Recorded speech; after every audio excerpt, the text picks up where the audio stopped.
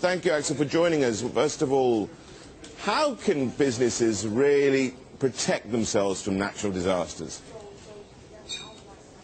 Yeah, good morning, Rishaad. Thanks for having the opportunity to talk about this really important subject.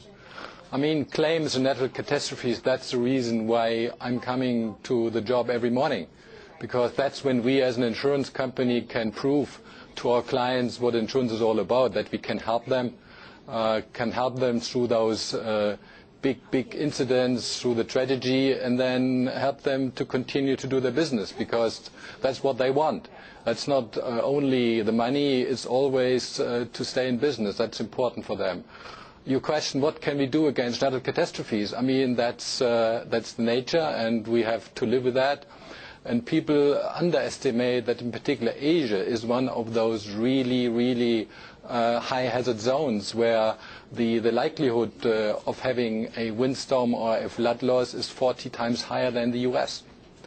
Now, we as an insurance company are not only there to pay losses, it's also to analyze the risk, to help the clients to move on with their business, to develop with them business continuity plans, because that's the way you can manage that. We have employed more than 200 risk engineers supporting our clients in that regard to make sure that, yes, they can handle those risks, that we can give certainty to their investments.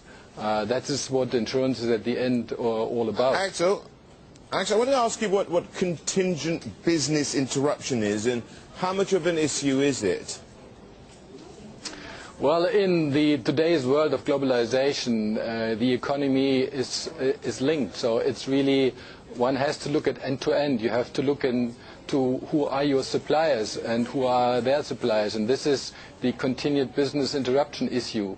Because when you look at Japan, for example, this was not a local loss, it was really a global loss, because lots of special parts produced in Japan were delivered all over the globe into the car manufacturing industry, for instance, but also in the chip industry, as an example. So one needs to understand what the supply chain means, and also we as an insurance company need to be able to manage our exposures. I mean, there is no shock absorbers today. It's really end-to-end, and that's why it's so important to understand this kind of risks. Also in your business continuity plans. This has to be really on each and every board agenda of today if you want to stay into business and if you want to serve your clients. Axel. And there really global insurance companies can help to analyze and support clients in that regard.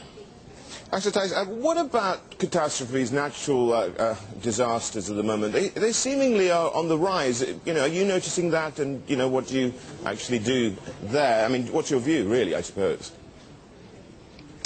I mean, people have the impression, because in today's news they can see that you hear it in every place of the world, and that's why you have this impression.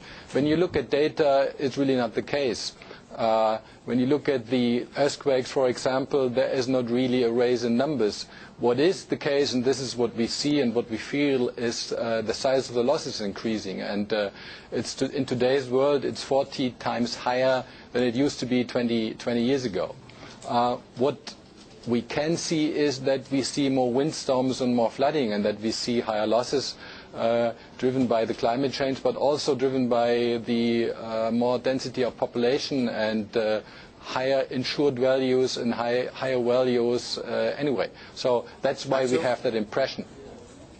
Axel Theis, thank you so much for joining us from Allianz Global there. Just having a look at whether we are seeing more natural disasters out there, or is it just something that was in our heads.